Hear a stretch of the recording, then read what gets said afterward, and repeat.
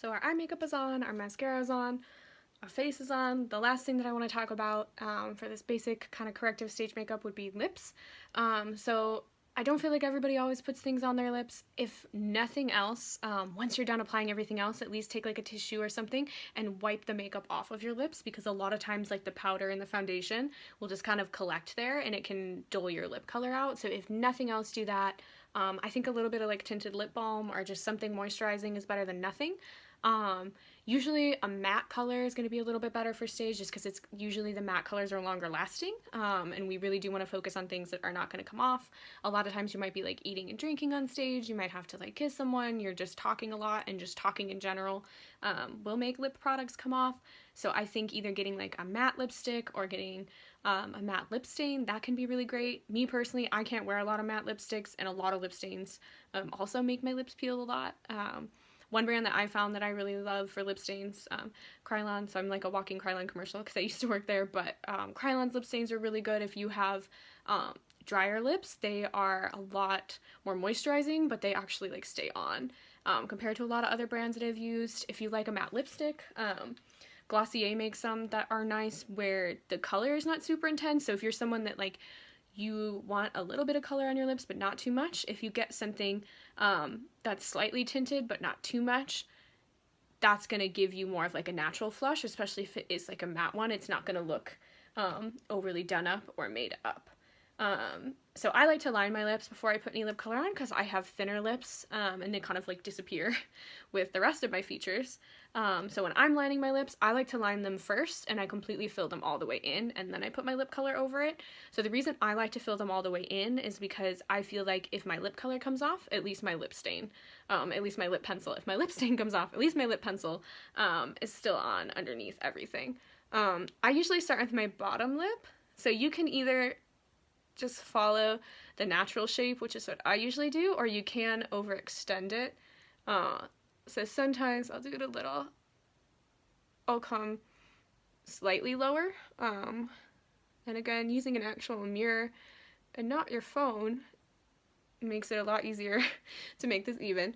And then sometimes for the upper part, to get kind of like this little dip right here, which is called the Cupid's bow, if you do a little X, that can help you get, like if you're not super defined right here, that can help you get that area a little bit more defined.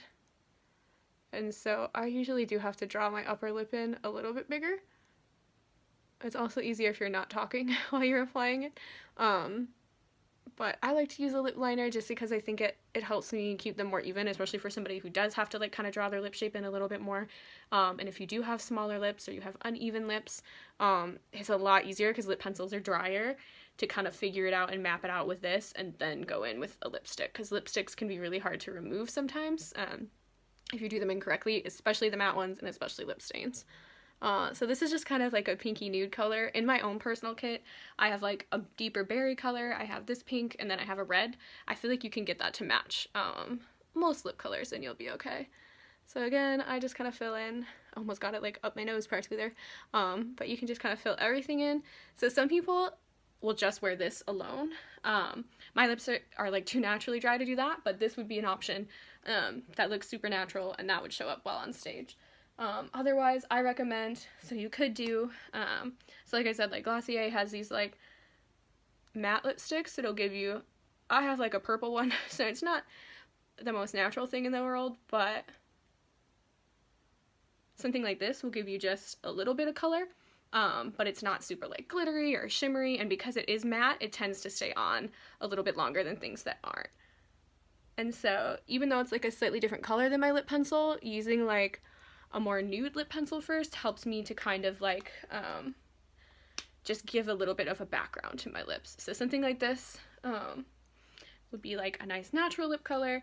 It's nothing too intense, but something like this is going to make my face stand out a little bit more on stage than it would if I just had absolutely nothing on. I guess I could have just done half my lips instead of the whole thing, but it's just like your nose, it's a little bit weird if you only end up doing part of it. So at this point, I would probably do like one more coat of mascara.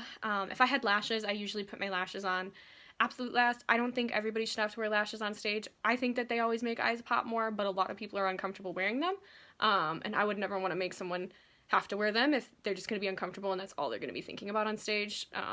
That's not worth it to me as a makeup designer. So I think that if you like them, I think they will certainly make your eyes pop more, but I don't think that it's something that is completely necessary. So at this point, my last step, once I have like everything where I want it to be and I put on my mascara, and if I was gonna do lashes, that's on, is to set your face. So you can use like a spritz setting spray, you can use an aerosol setting spray. You don't have to use setting spray, but if you are gonna be doing like a 2-show day, or you are doing like an outdoor theater or something, I think it is so important to keep your makeup on and to help it stay on. So I think it is a really good idea if you use some kind of a setting spray, because you don't want to have to sit there and like touch it up 1,000 times during the day. So I recommend getting one. I really like, of course, Krylon has a fixing spray and an ultra setting vaporizer. Those are aerosol. I feel like the aerosols get a more even coverage. However, some people, I think they feel like it's a little bit too intense, and it does kind of hang in the air like hairspray. So just be really mindful in the space that you're doing it in. I like to do it somewhere where it's really well ventilated. Some people don't like to breathe it in at all, so don't put other people through that. Go somewhere else and do it. Go outside and do it. You want to make sure if you're using any kind of a setting spray, you want to be like an elbow length distance away. So some people, I see them like this close to their face. You really want to be further away. Keep your eyes closed when you're doing it. If you're using an aerosol one, don't have your glasses or your sunglasses on the top of your head. Don't have your phone sitting right there in your lap. Cover it, because it's going to put like a film over it, just like a hairspray or any other kind of aerosol would. Otherwise, they do make like spritz ones. So Urban Decay makes a really nice one. Green Marble makes one, which is made by PPI. It's like PPI Green Marble Sealer. Mayron, Ben Nye, those all make really great ones. Just make sure whatever you're getting, if you're going to do it, is actually like a setting spray, and it's not just like, there's some that just kind of make you like dewier, and kind of they're like makeup refreshing sprays, which might not be bad if you're doing like 2 shows and you're in between shows, but if you're really trying to set it, make sure you get one that's like a dedicated setting spray. Otherwise you might just be kind of like spraying like spa water on your face or something, and that might not really help you out that much. But hopefully this helps make just like a basic corrective makeup make a little bit more sense.